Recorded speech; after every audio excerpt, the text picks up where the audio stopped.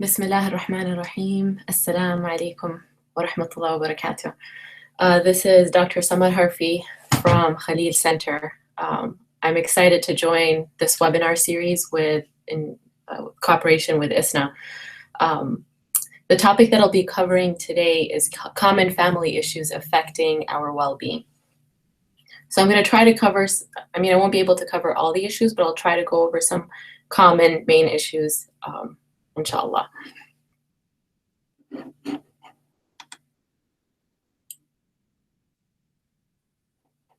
All right.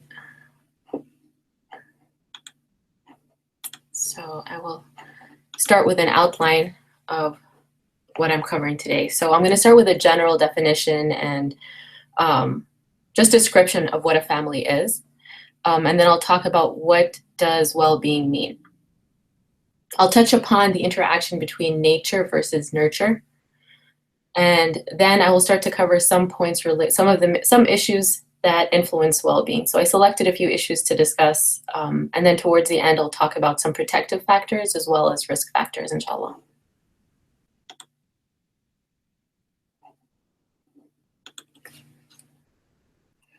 All right, so when we say family, I know the term family is familiar to everyone, but when we come to define it, the traditional image that usually comes to mind is a working father, a housewife, mother, and children. So that's a traditional image that people have. Of course, with the changing of times and the responsibilities, the structure of the family itself has changed, and the social roles that individuals in a family take. So we see a lot of stay-at-home fathers or working mothers or houses where both parents need to work, whether it's part of the cultural expectation or it's due to financial needs. So this changing of the structure creates some role conflict where people might have grown up in cultures where they're used to traditional roles in the family, but the demands of life required some changes. So there's a lot of negotiation in terms of what roles do each individual in the family play. Also, we see this change in roles with a lot of immigrant families where the parents might have immigrated to another country, let's say, for example, to the US, and the children are learning English faster than the parents. So the children start to take roles that are more parenting roles, or not really parenting, but they might take the lead on reading the mail or interpreting for the parents in the bank or different settings. So you get the idea how like the image of a family is very dynamic and is influenced by different individual needs for families, but also the cultural setting that they're in.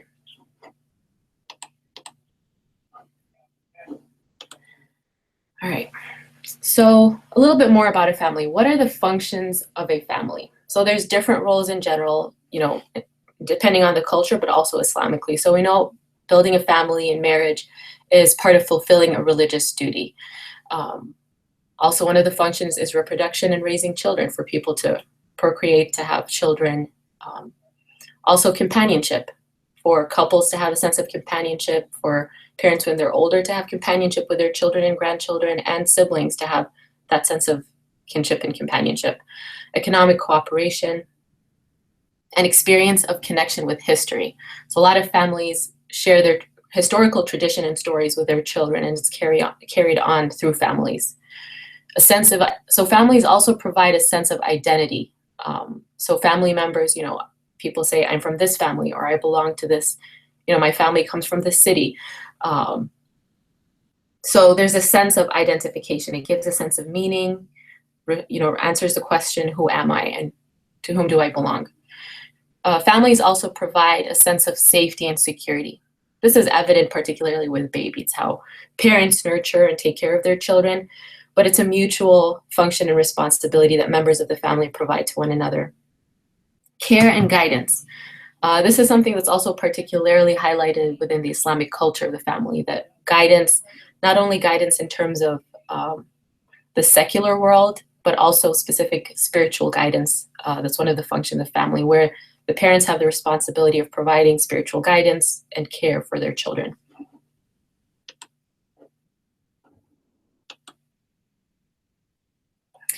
All right, so the next part, so the title says common family issues that influence well-being. What do we mean when we say well-being? Well-being can indicate a lot of things, but in the purpose of this presentation, well-being is generally used as a synonym for happiness. It covers both the physical and psychological well-being, as well as the quality of relationships between parents and the quality of parent-child relationships. So there's a little Venn diagram on the bottom right of the screen, and it shows that the sense of well-being or happiness or peace or contentment in life is influenced by several factors. There's physical factors, psychological, economical, environmental, and social. And I'll touch on these a little bit in the next slides.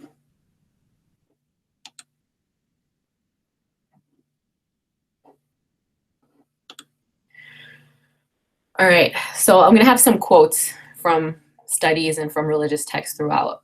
So hopefully you'll see how they relate to what we're talking about. So considerable evidence suggests that experiences within the family have a major influence on the well-being of adults and children. So in this article, they really touch upon the significance of, so we talked about the different influences, the physical, psychological, social, environmental, and economic that influence well-being. It highlights how experiences within the family and relationships within the family have a salient role on the well-being of adults and children.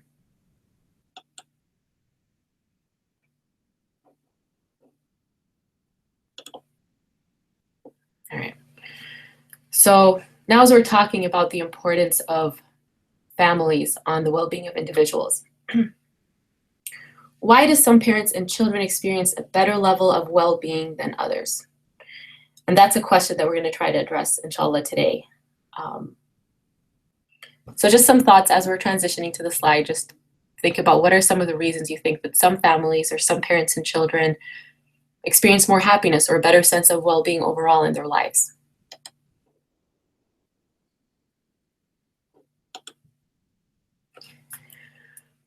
So before we start talking about the different reasons, I wanted to bring in this concept of nature and nurture. So this comes up a lot in academia. A lot of people who talk about health, genetic studies, they study what influences a person's experience. Is it their nature, their genetics, hereditary factors, or is it nurture, the way they're raised, the way the environment has an influence on them? So this debate has been a philosophical debate that's been going on for a long time. But really, when it comes down to it, a lot of studies indicate that there's an interplay and interaction between both of those factors. So I did put a picture of a plant, and I just wanted to, it really parallels a plant. You can have a seed, let's say it's an apple tree. So a seed for an apple seed, and you want to plant that tree. So the way that nature and nurture interplay is that, you have the seed, let's say it's a healthy, living seed, and you plant it, you need to provide the elements that it needs to grow. The sun, the water, the air. If you don't provide those factors, it might grow, but it's not going to grow in a healthy way. It might die. But at the same time, even if the seed itself has some issues or faults in it, you can provide the best of water, the sun, and air, and those issues are still going to come up when you plant the seed. Again, if you have an apple seed, you're not going to, even if you provide all the elements needed, you're not going to have an orange tree or a lemon tree come out of that seed. So the parallel in terms of children is that individuals and children are born with certain predispositions, with certain genetic and hereditary factors that are carried within their seed, within who they are. But at the same time, the parents, the cultural setting, the physical environment they're in also shape the child. So in one sense, the child is a product of their environment, but also the child expresses itself through the environment it's in.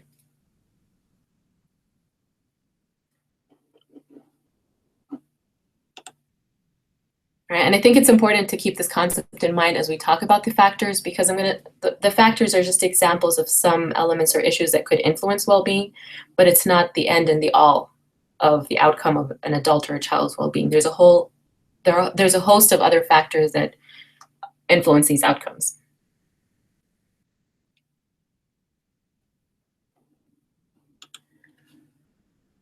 All right, so now I wanted to talk a little bit more specifically about some of those factors. So I'm going to lay them out initially, and then I'll hone into some specific factors. So we talked about physical factors. So some of those can include housing. So where people live, where a person lives, their neighborhood, is their house crowded? Is it a comfortable setting? Is it clean? Is it organized? Can impact how a person feels emotionally and psychologically. Financial and economical. So those factors, a lot of them are tied to one another. So if somebody's financially doing well, they'll be able to live in a neighborhood or have a house that is more spacious, or put their kids in schools that might have better education. Financial, like poverty, has a big role on the brain development of children, but also their psychological and emotional experiences. And subhanAllah, even Islamically, when we think about the importance of the role of charity and responsibility amongst, an individual, amongst the community, like that your money is a responsibility that will be accounted for in terms of how you support your community as well. And really, like poverty is a big oppressive factor in individuals' lives and sense of well-being. Another factor is social factors. So children are born into families, and their families are the first relationships and the first social setting they have. But social interactions play a big role in a person's well-being. Your relationships within your family, your relationships with people you go to school with, your peers. Children who experience bullying have significantly a lower sense of well-being than kids who have who perceive and experience a sense of social support in the schools they're in, relatives, and so on. Health. So health, there's two factors: physical health and mental health. So of course, if a person is physically ill, that's going to impact their sense of well-being. So your body, your physical well-being impacts how you feel, but also your psychological well-being. If somebody's anxious or depressed. So I'm not going to go into a lot into the financial and economical factors today, or the physical factors, but more so the social and the mental health, inshallah.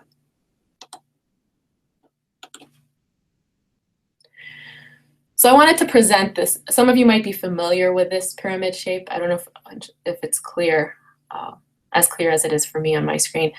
But this is another way to look at some of those needs. So this is the Maslow's hierarchy of needs, and it basically says that there are some basic prerequisite needs that are important before a person acquires or seeks or achieves another level of needs or satisfaction or well-being in their life. So at the bottom, that's the foundation, the physiological needs. Of course, people need to have food, shelter, a sense of safety, in order to think about having healthy relationships and social, having a healthy and happy family. So if people are struggling at the lower end, it's going to be harder to achieve the things on the top. And then before the last, you see self-esteem, confidence. So that plays into a sense of well-being. And then at the top, self-actualization, which is a higher sense of well-being, where a person has a sense of fulfillment, psychological balance, is able to be a creative and a productive and constructive member of their community.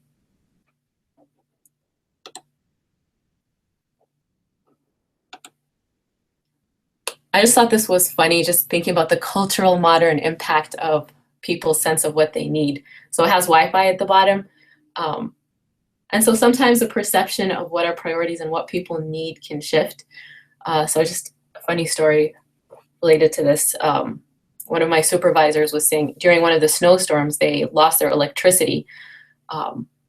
And they were saying that everybody was fighting over the battery charger plug just to charge their phones or their computers in order to be connected to the internet.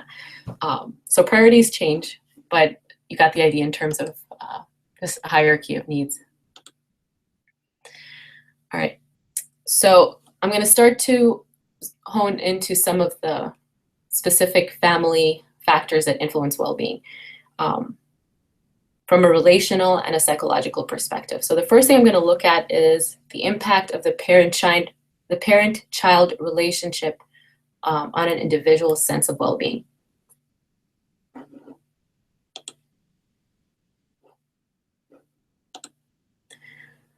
All right, so the Good Child Report, this is a yearly report in Britain that looks at understanding children's sense of well-being and psychological well-being.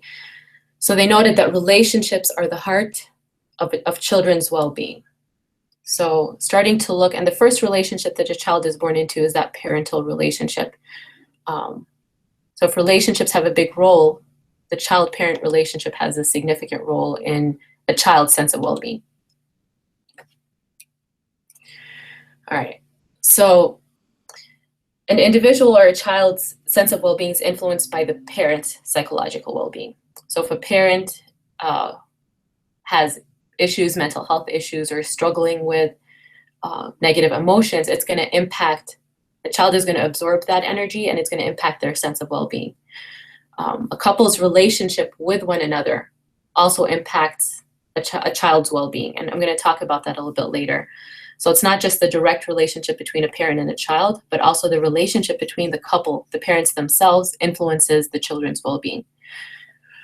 So of course, the level of involvement and communication with the child and ability to set age-appropriate limits is very important. So if you look at the idea of this setting age-appropriate limits, children need a sense of structure and discipline in their lives to feel safe, to feel secure, to be able to understand and regulate their own emotions. So you've probably heard about there's authoritarian and authoritative. The different types of disciplining, that some parents can be more harsh in terms of setting limits, and it doesn't allow for a sense of flexibility and creativity with children. And some parents might be too lax and lenient. And the both ends can impact a child's sense of well-being negatively. So really finding that balance where you're able to provide set limits, but also provide a sense of freedom for the child to express themselves. So in terms of mothers' sense of mental health and emotional well-being had a stronger impact on children's well-being than fathers. So positive emotionality, the more positive the positive emotional state of a mother, the more positive her relationship with the child, which impacts the children's well-being. In terms of fathers, the father's attitude to parental roles of men and women was found in a certain study to have a significant role on their relationship with their children. So fathers who had more traditional sense of their role, that they work, provide money, come home, and did not connect with that sense of personal interaction and relationship with their children, were less likely to have positive connections with their children, and their children were less likely to have a sense of well-being in that family. So egalitarian attitudes have better relationships with children than those who believe in traditional roles. Excuse me.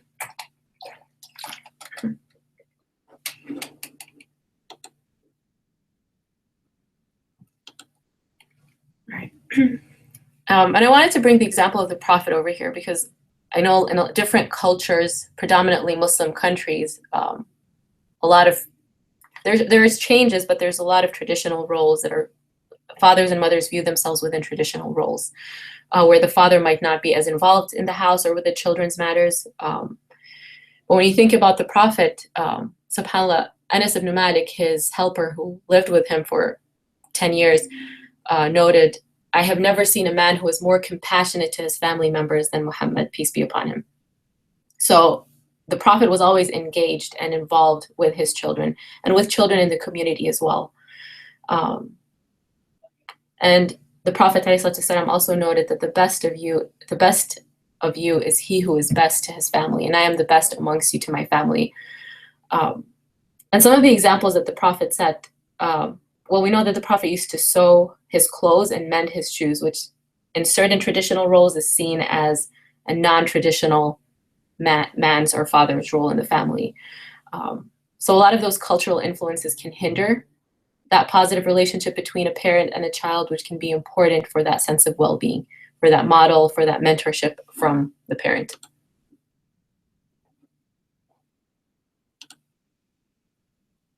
Right. So we talked about the quality of the parent-child relationship. Now I wanted to talk about, I mentioned the parental relationship itself. So now I'm going to focus on that a little bit more and look at what are some elements of parental relationships that can influence individuals' well-beings in the family.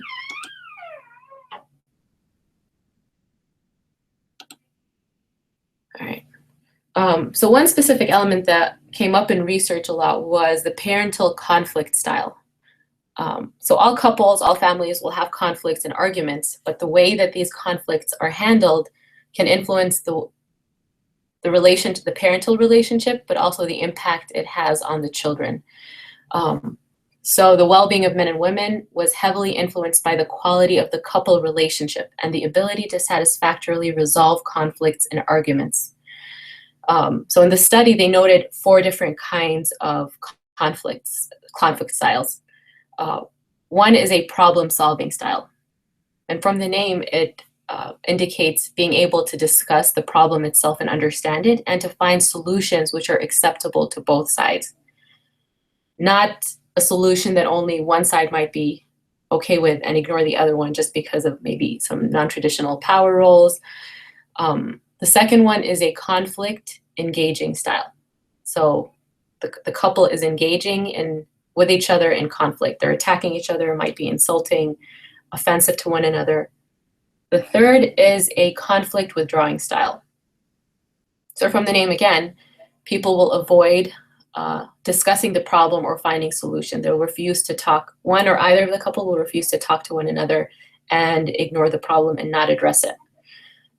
In those situations, problems will come up over and over again. The fourth style is a conflict compliant style, which involves an excessive willingness to agree and to give in without presenting or defending one's position. So this usually happens in couples who feel like they don't have an influence or just want to avoid kind of engaging in the problem, so they'll just accept what the other partner wants in the relationship, and not argue or present their own feelings or thoughts about it. So of course, as many of you might have concluded, that the problem-solving style, the first one, promotes a sense of well-being, while the other 3 styles, so the first one, the problem-solving, is the one that promotes a sense of well-being, and the other 3 reduce it. So it doesn't just neutralize it, it actually decreases a person's sense of well-being. Remember I had a supervisor who mentioned how whatever happens in the bedroom in terms of conflict or interactions with the parents will be played out in the family room. So a lot of couples think that what they do behind closed doors, if they argue or if they don't have a good relationship going on, that it will not impact their children. But children are pretty intuitive and are influenced by the sense of well-being of their parents. So it's okay if parents do have arguments or have some conflicting opinions or points of view among something, and discuss it in front of their children. Of course, as long as there isn't hostility, there isn't domestic violence or screaming or disrespect. But it's also very helpful for children to see their parents resolve the problem as well. So that problem-solving style is something that can be shared in front of the children as well, where this is the problem, we're discussing it, we're finding solutions. Of course, depending on it being appropriate for children. All right. So other relationships. So I know we started the specific parent-child relationship, and then the parent-parent relationship and how it impacts the sense of well-being, but also the relative and intergenerational relationships can also influence the sense of well-being.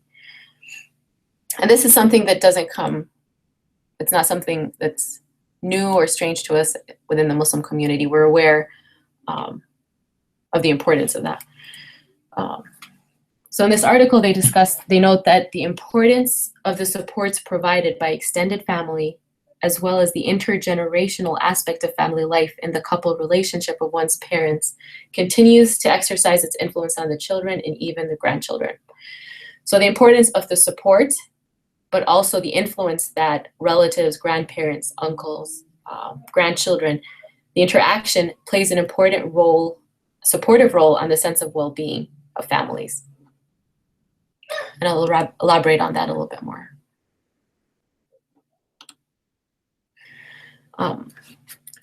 So as I talk about this, I just wanted to shed some light on a psychological concept called differentiation. So it's a psychological term that describes a healthy psychological state of a family member where they're neither too fused nor disengaged. So what do we mean by that? So when somebody's too fused, they might be too emotionally connected or too emotionally unified with the other family members without having their own independent sense of self. The disengaged part would be completely like cutting yourself off from the family. You developed your independent sense of self, but you don't have that connection with the family. And a healthy state is to be differentiated, to be able to be emotionally connected while having your independent functioning and independent influence as well. So when I put that picture of the apple and the fruit, so you're still a fruit, you're still connected to that family, but you have your own independent sense of self. And the reason I mentioned this in the intergenerational relative relationships is that in family psychology, they showed that individuals who are more connected to relatives from different generations in their family are more likely to be differentiated. They're able to manage between being connected to their family members, but also maintaining and developing their sense of independence.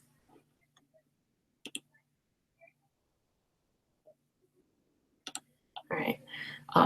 And as I mentioned, this is part of our Islamic teachings. And the Prophet ﷺ said, whoever believes in Allah and the last day, let him maintain the bonds of kinship.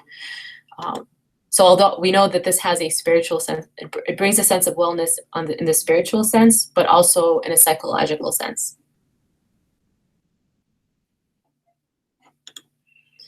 Also, Silat al-Rahim.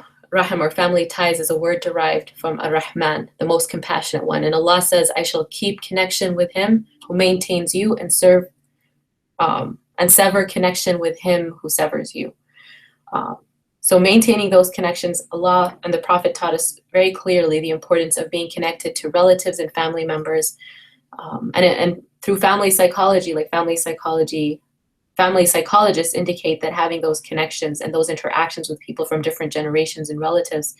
We also highlight in Islam the respect to the elderly and the mercy to the young. It really helps the integrity of the psychological wellness of an individual.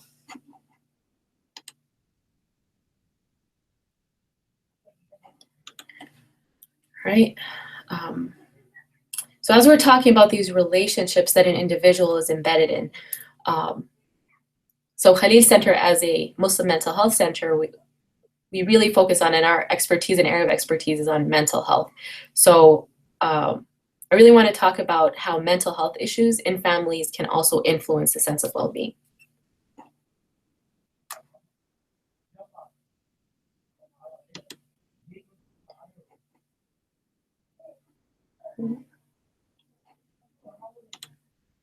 All right, so I have a few points here that I'll be discussing in terms of the impact of mental health in families, and it can be any member in the family. So yesterday Khalil Center, we had our second annual wellness conference, and it was discussing successful parenting of American Muslim children. So in talking about mental health issues, something that we really address is the impact of stigma on individuals, stigma around mental health issues and the sense of isolation that it can bring to an individual or a family. So stigma indicates a sense of shame or dishonor around a label. And mental health issues in general, but specifically in certain communities, has a higher stigma and a higher, individuals have a negative reaction towards thinking about it, accepting that they might have a mental health issue, or even seek services for it. So in families in general, but specifically maybe in many predominantly Muslim communities, there's a high sense of stigma and negative reaction to having a mental health issue, whether it's anxiety, depression, schizophrenia. And we don't see the stigma as much in medical conditions. There's a negative reaction to having diabetes or a reaction to having cancer, but it brings a sense of empathy and people support and might go visit people and people go seek treatment. But with mental health issues, a lot of the time individuals become isolated. Somebody in the family, a parent or a child, has a mental health issue, but also the family itself sometimes becomes isolated from the community as a whole. And that can really negatively impact the sense of well-being of the individual, any of the individuals in the family. Mental health issues also can influence a family by bringing an element of disorganization and lack of routine. If somebody has some unpredictable behavior, or if somebody has an untreated mental health issue, there could be some disorganization and lack of routine and unpredictability in the family's life. The quality of care can be lower, particularly if one of the parents has a mental health issue, and even more if the mental health issue is not treated, that can impact a person's well-being in different ways. So there can be the couple's relationship can be can have negative elements or can be problematic, but also the quality of the parent-child interaction can be lower. So, for example, there's a lot of studies on the depressed mother. So a depressed mother might not have the energy, might not have the interest or the motivation to engage with her children who were not depressed. And of course, when we look, there's other factors of what caused her to be depressed and what kind of supports she needs in her life. So there's a lot of issues to address when there's mental health issues in parents. There could also be mental health issues that create hostility. So a parent that might be abusive, that might be angry, unpredictable, or a child that might be defiant or anxious all the time. And that can influence the quality of the relationship, particularly if there's misunderstanding about what's going on or lack of treatment. So over here, we really highlight the importance of mental health issues being addressed early on in children, in parents, because it can really create a snowball effect, and it can be more easily addressed initially, but can become more complicated and create more issues as it advances in an individual's life.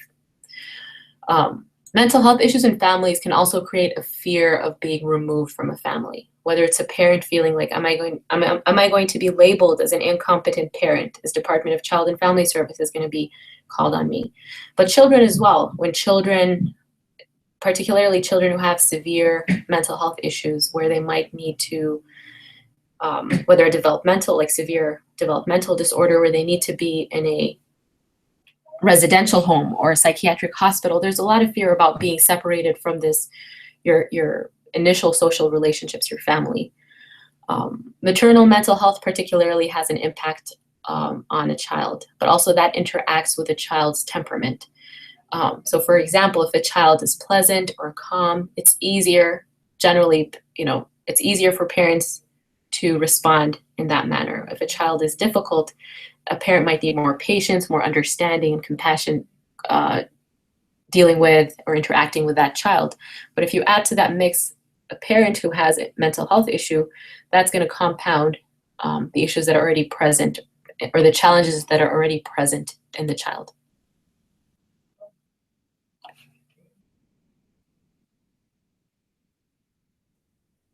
All right. So the next slide. So another factor that influences the sense of well-being of individuals and family members are major family changes. And what I mean by that is, so it can be any change. Sometimes changes that might seem positive, like a move. Could be a move to a better setting or to a more disadvantaged setting. It could be a major illness that happened in the family that creates a change in how the family interacts with one another. Maybe an illness that causes a family member not to be able to work, a new baby in the family, or a death in the family. So those are different changes that can create. So when we go back to the little pyramid that I showed earlier, at the bottom, the hierarchy of needs, at the bottom it said the requirement of safety and security. So a lot of the time, major family changes can shake that foundation, can create a sense of instability, insecurity, bring stress. Individuals can struggle also with other factors like their sense of belonging in society. If they're moving from one place to another, how are the children adjusting to the new schools? How are they adjusting to the community? How are the parents dealing with the new jobs and neighbors that they're with? So, but the elements within the family change. So not every family change will decrease the sense of well-being, but it creates certain factors and issues that, if not addressed correctly, could negatively impact a person's sense of well-being. So just as an example, let's say if a family moves to a neighborhood where they were in a neighborhood that was very diverse, there were people who shared their ethnic, cultural, religious backgrounds, and then they moved to a community where they were the only XYZ ethnicity or religion in that area, the only Muslims in a neighborhood, for example. Although predominantly there might be some Islamophobia going on in general in the US, moving to a neighborhood where you don't have that support, where you might be facing it in a more direct, more recurrent manner, you can see how that can impact a person's sense of well-being. It can increase their sense of fear, their dissatisfaction with their life. And even if that happens at any level of the family, it can impact the whole family's sense of well-being. So if parents aren't happy, it's going to impact the relationship with the children and the children's well-being. If one of the children is having a problem adjusting, it will also impact the family. Something I wanted to point out as we're talking about the sense of well-being and mental health issues is something that happens sometimes in, like, as psychologists or counselors or clinicians. A lot of the time parents might come with a child and identify this child as the problematic child. And be like, this is my child, this is a child who has problems, he's not doing well, he doesn't feel well, fix him. And a lot of it, so within families, like family psychology, the case is not usually one child that has a problem and you fix it and everything's okay. A lot of the time, a child is a manifestation or an expression of other problems happening within the family. So sometimes in order to address the issue with that child or that individual in the family, you need to understand what is happening in the whole family context that is influencing this child to have a lower sense of well-being or to exhibit certain problems.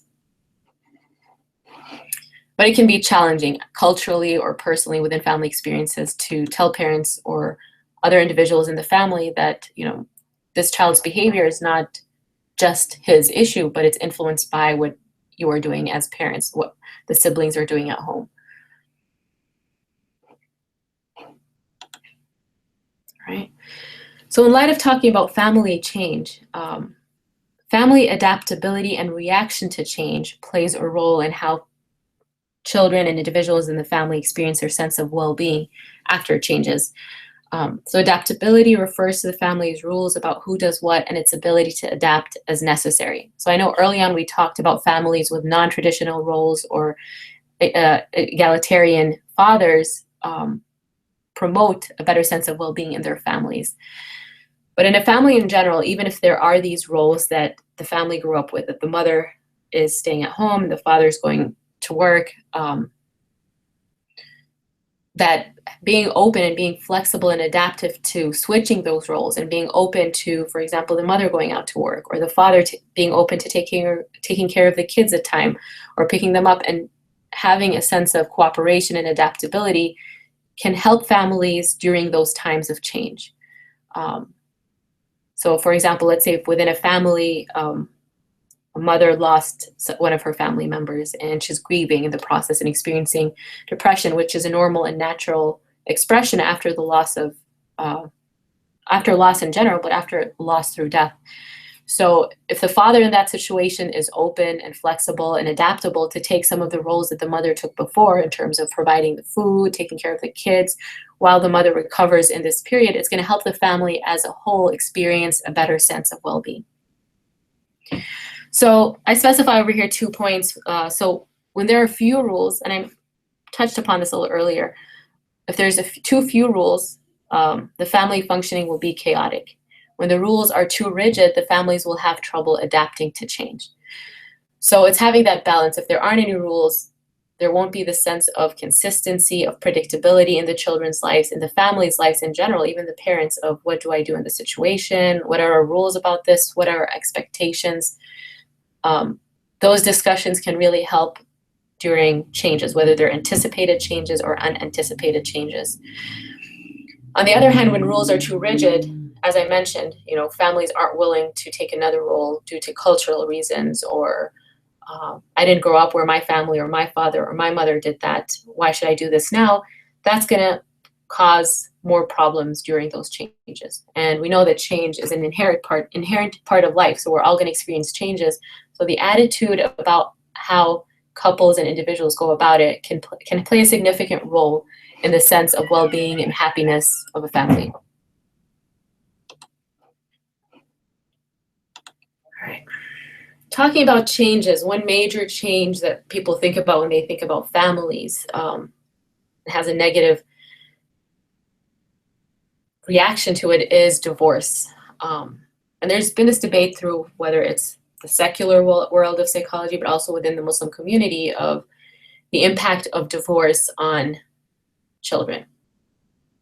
So there's a lot of research that touches upon different elements of it, but we realize that it's not as simple as being like, yes, divorce will cause all these problems in children, or no, divorce will not have an impact on children.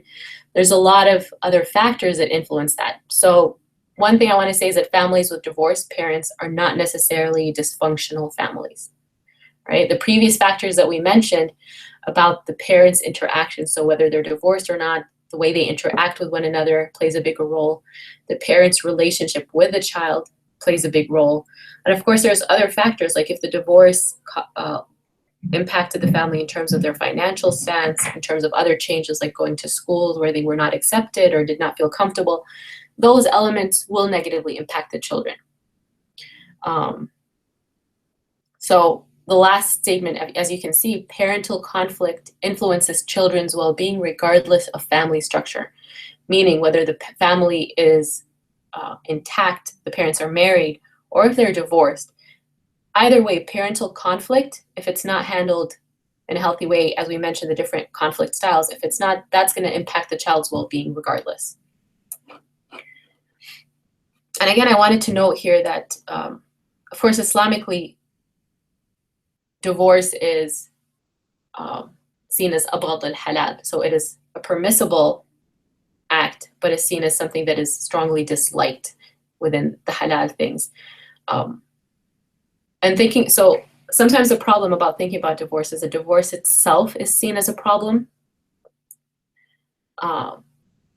when in reality, divorce is a result of other problems that are happening. So divorce can be a solution to problems, but again, it's not a solution that we go to immediately, right? There's the example that I like to think about in terms of divorce is like if somebody's bought a house and the bulb or the light is not working, you don't switch the house and go get another house. You switch the bulb. And if still didn't work, you check the electricity in the house. If not, you might check the electricity in the neighborhood. So divorce can be a problem if that's how it's used. You know, if there's a you don't address you don't try to solve the problems or the conflicts in a healthy way, and divorce becomes the immediate solution to it.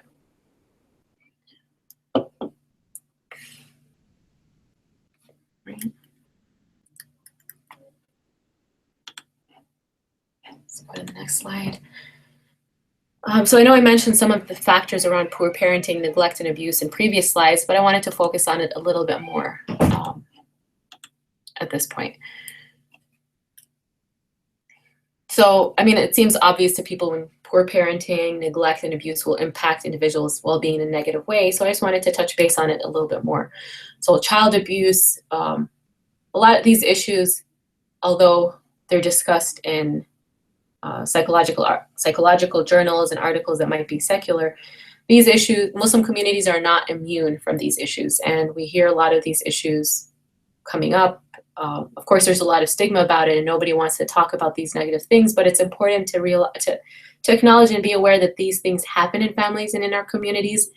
And of course, they have a negative impact on an individual's well-being. So child abuse, whether it's sexual abuse, physical abuse, neglect of children can have sometimes more of a negative impact on the psychological well-being of individuals than physical abuse. Of course, I'm not saying that one is better than the other, but neglect is not less of an evil. Children who are neglected struggle a lot in terms of anxiety, depression, but also looking at negatives of physical abuse. I know this is something in predominantly Muslim countries. Physical disciplining is something that is familiar to many families. And there's an interesting meta-analysis of 50 years of research on spanking, that children who are spanked are more likely to defy their parents and to experience increased antisocial behavior, aggression, and mental health problems and cognitive difficulties, in concentration and their attention. So people have the thought that spanking is a good way of disciplining. I think it's important to look at some of the research on how this can negatively impact children and actually can create even more problems that or not existent in the children. Domestic violence and substance abuse in families. We know, of course, Islamically that substance abuse is haram, but it does not mean that these are not issues that present in Muslim families. Domestic violence and substance abuse can create a sense of unpredictability, anxiety, sometimes PTSD, post-traumatic stress symptoms in individuals, social isolation. So I'll be brief on that section because I think it's clear how these elements can really negatively impact the well-being of individuals.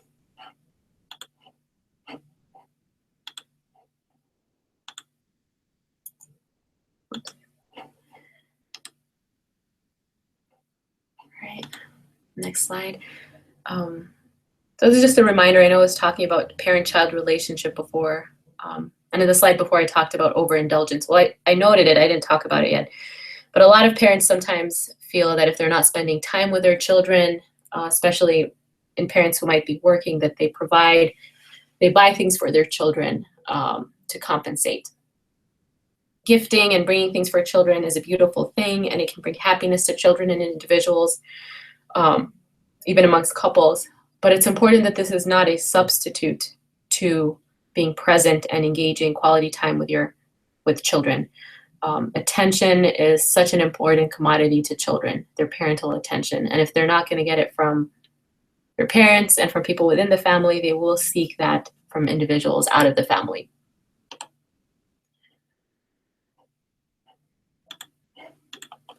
Right. One element of poor parenting skills is inconsistent disciplining, which can be challenging when parents don't have the time or aren't communicating with each other about how they're disciplining their children.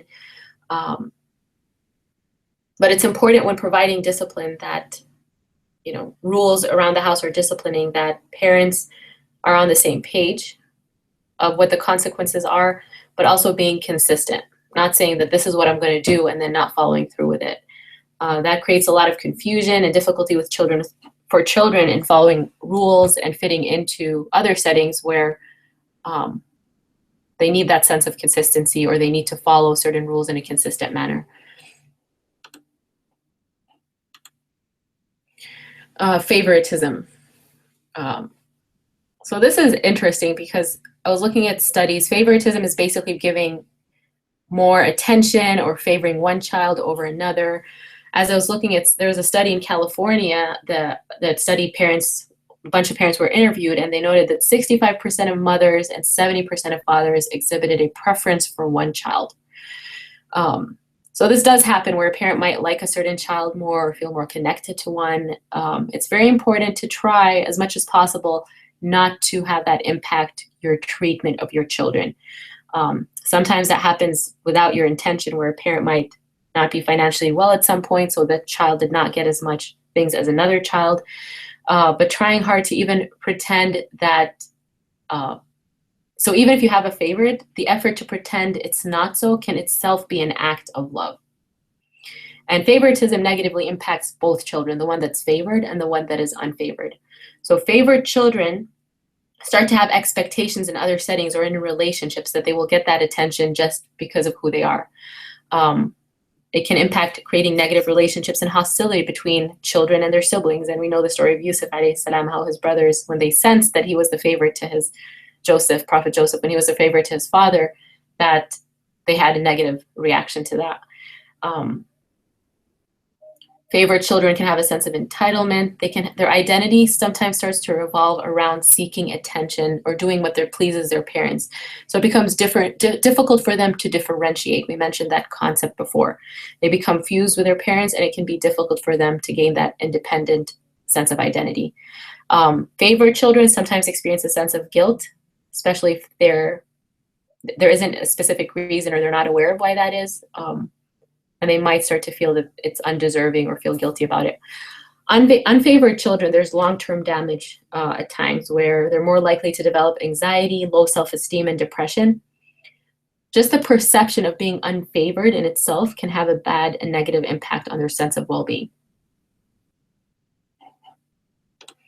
So as much as possible, even if it's challenging, even if you feel like you might be closer or connect to a certain child, one child is easier, calmer, it's important to put some effort in not communicating that or trying not to show that. So even if a child has a sense they're unfavored, if they see that you're putting that effort, that can be a communication of love. All right.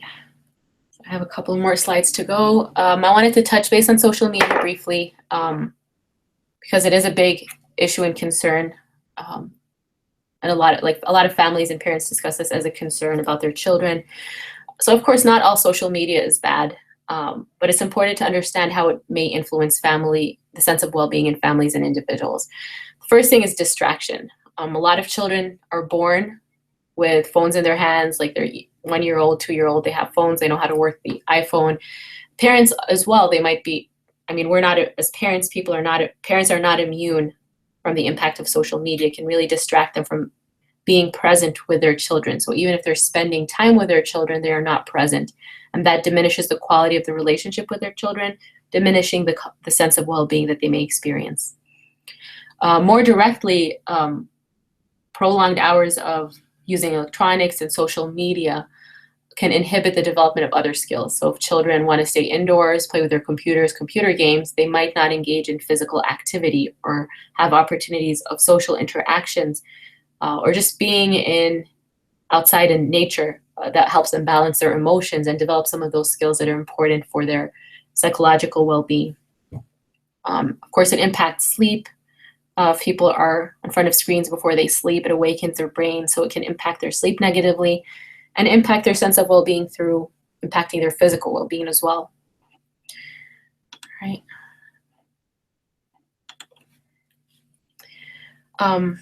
So as I wrap up, I just wanted to touch base. Yesterday, as I mentioned, we had our second annual wellness conference for Khalil Center here in Illinois. And so it was focusing on successful parenting of American Muslim children. So in one of the presentations, there was a discussion about risk factors and protective factors. So I know I mentioned these different factors that can negatively influence a sense of well-being, different issues in families.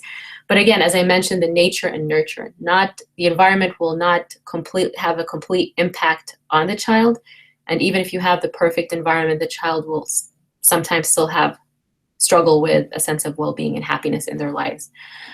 So I found those two slides that were presented yesterday, and I wanted to share them with you as well, just to wrap up and I guess summarize some of the points that we talked about. All right.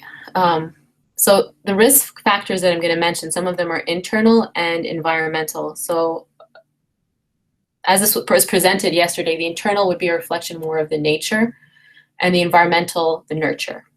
So if individuals experience anxiety, if they have a disposition towards anxiety, or if they have low self-esteem, academic failure, ineffective coping strategies, so they're not able to cope in an effective way with the difficulties they have, they're not able to regulate their emotions well, meaning if they're angry, they can't calm themselves down. If they're depressed, they can't get themselves to feel or think positively, or they didn't develop poor social skills. These factors will make an individual more likely to experience a negative sense of well-being under some of the experiences. So if they had poor parental relationships, or they had a lot of changes in their lives, they're more likely to experience a lower sense of well-being. Environmental factors, as we mentioned, harsh, inconsistent discipline within the family, unclear boundaries, that creates a sense of unpredictability and confusion. And children need boundaries in order to be able to have a sense of safety and a sense of well-being. Exposure to violence, marital discord, poor peer pressure, poverty, and family stress and instability. So now let's end on a positive note and look at some of the protective factors. And you'll note some of these are Islam focuses on instilling some of these factors in individuals. So some of the internal factors are optimism. And we know that the Prophet ﷺ was a very optimistic individual, even in selecting names for individuals, wanted to make sure that they choose names that are positive. emotional awareness. So being aware of understanding your emotions, being aware of what's going on with you and having a language for emotion is a protective factor. Flexible thinking. Um, so your experience sometimes can be as limited as your mindset and your thinking. So being open to expand your thinking. And I know talking from a mental health perspective, I think even being open about understanding mental health issues, how they can be a normal part in individuals' lives. 20% of children either are experienced or will experience a serious mental health issue or problem in their life. So being open-minded about that and understanding that this could be a factor can be a protective factor as well. Self-esteem, empathy, environmental factors, a sense of meaningfulness. So having meaningful connections, having a meaning regarding life, connection to an adult. So this protective factor, even in couples where a child might not have a good relationship with one of the parents, having a good connection with the other parent can be a protective factor. So it can help almost increase a sense of emotional immunity when a child faces other difficulties. Having realistically high expectations. So when parents provide expectations for their children that are high, making sure that they're realistic. Does this child really want to be in medical school? Are they interested in interacting with people? So giving the realistic high expectations can be a protective factor. Unrealistic expectations can negatively impact self-esteem and a child's sense of well-being. Finally, a stable and consistent environment. We know that, as I mentioned, the changes are an inherent part of life, and struggles are an inherent part of life, but as much as possible to create some sense of stability in the rules that parents can put in the house, in the expectations. Even when there is a move, some small things for children, for example, is even having children pack a small bag with some of their favorite things or books can provide a sense of stability. So despite our inability to control change in general, we can create some sense of stability. All right. And that is the end of my presentation for today. I hope this was beneficial. Of course, we are very welcoming and open to any questions you have. As I mentioned, I am currently a postdoctoral, I'm doing my postdoctoral fellowship with Khalil Center. We have 3 locations in Illinois, 1 in Glen Ellen, 2 in Chicago, and 1 in the Bay Area, California. We provide individual therapy, so mental health services for individuals, couples, and families, amongst consultations. For people who don't live in those 2 states that we have our offices, we also provide web services, consultations. You can check our website, our telephone number. If you have any questions after this, you can feel free to email us at info@khalilcenter.com. My name is Samar Harfi, so you can, if you have any questions specifically about this webinar, you can address it to Dr. Samar Harfi. Thank you very much, and Assalamu alaikum.